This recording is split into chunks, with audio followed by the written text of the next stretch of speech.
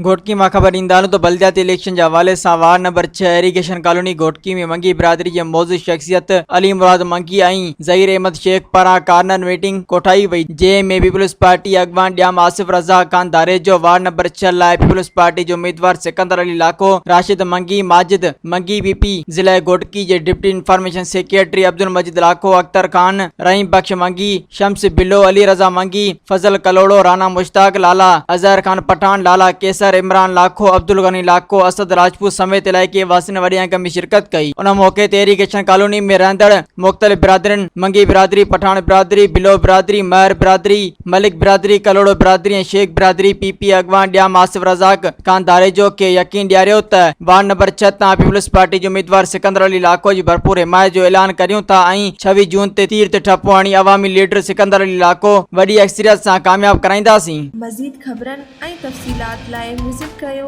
असांजी website www.awamiNewsHD.com ऐं ॾिसंदा रहो अवामी न्यूज़ HD।